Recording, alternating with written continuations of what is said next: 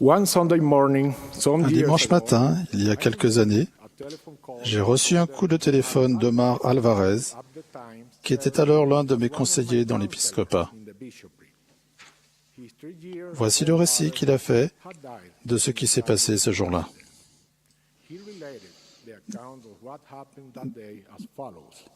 Il m'a raconté un accident qui est arrivé dans sa famille. Dès notre arrivée sur l'une des plus belles plages du Venezuela, nos enfants nous ont supplié de les laisser aller jouer dans un petit cours d'eau près de la plage.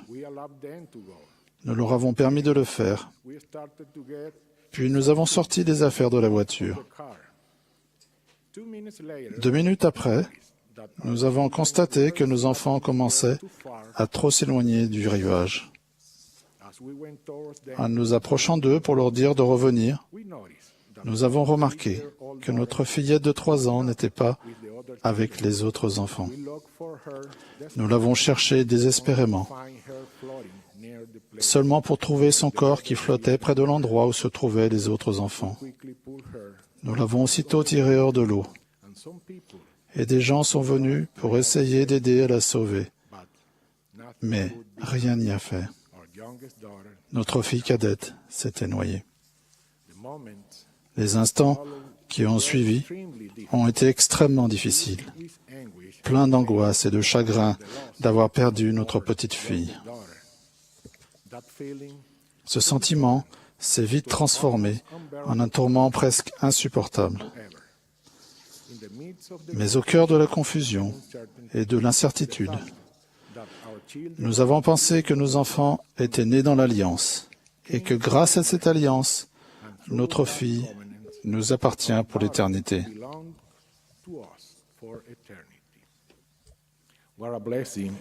Quelle bénédiction d'appartenir à l'Église de Jésus-Christ et d'avoir reçu les ordonnances de son Saint-Temple. Nous sentons maintenant que nous sommes beaucoup plus engagés à être fidèles au Seigneur et à persévérer jusqu'à la fin, parce que nous voulons être dignes des bénédictions du Temple afin de revoir notre fille. Parfois, nous pleurons sa perte, mais nous ne pleurons pas comme ceux qui n'ont pas d'espérance.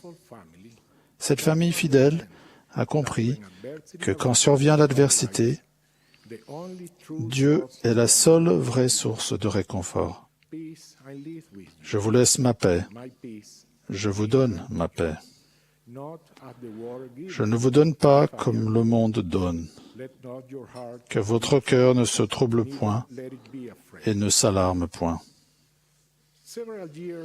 Plusieurs années après l'épreuve difficile de la famille Alvarez, j'ai été témoin de la manière dont une autre famille fidèle a affronté une grande adversité. Plusieurs membres de la famille Cuero étaient morts dans un terrible accident de voiture.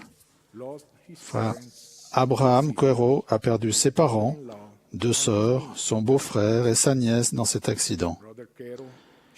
Il a eu un comportement admirable quand il a déclaré « Cela a été l'occasion de nous montrer loyaux envers Dieu et de reconnaître que nous dépendons de lui, que nous devons obéir à sa volonté et que nous lui sommes soumis.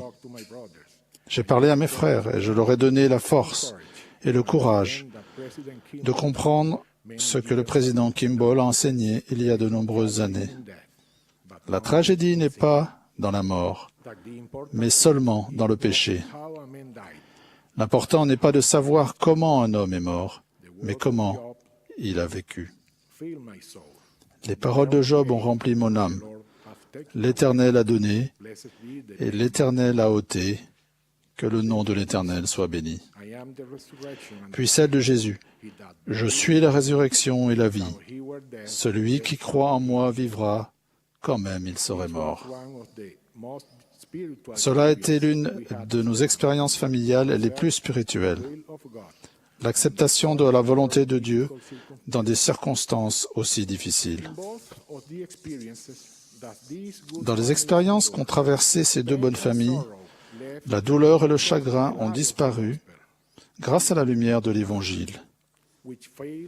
qui les a emplis de paix et de réconfort en leur donnant l'assurance que tout irait bien.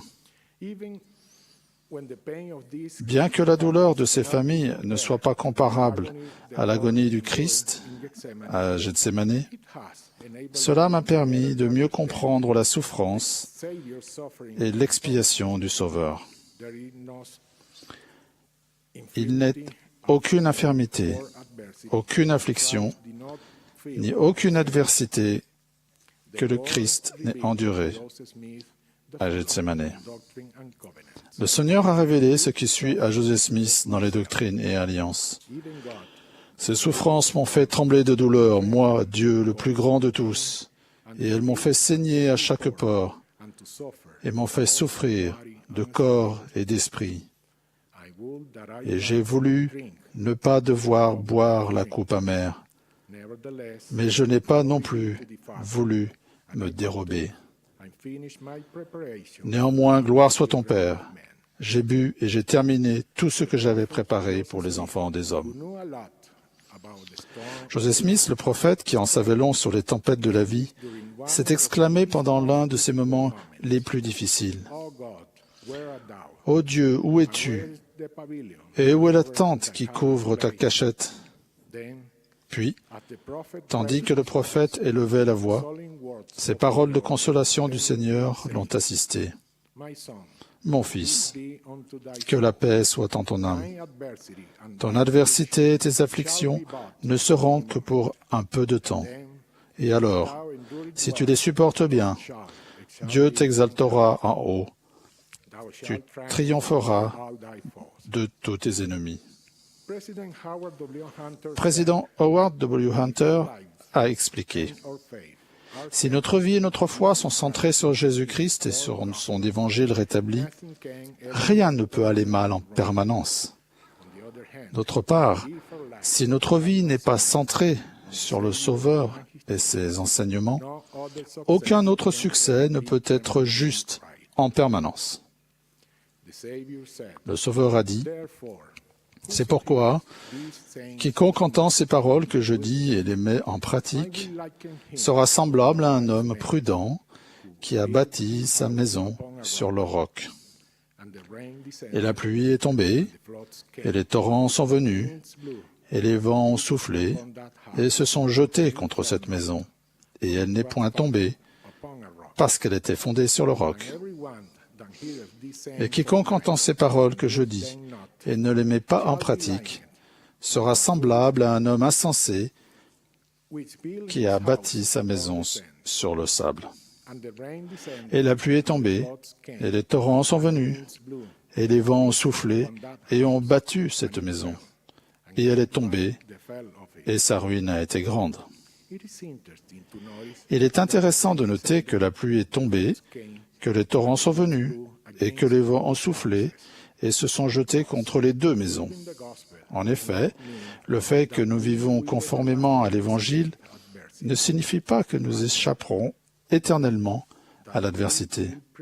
Mais cela signifie que nous serons prêts à l'affronter et à l'endurer avec davantage de confiance. Je témoigne solennellement que Jésus est le Christ, notre Sauveur et notre Rédempteur. Il dirige son Église par l'intermédiaire de son prophète actuel, président Thomas S. Monson.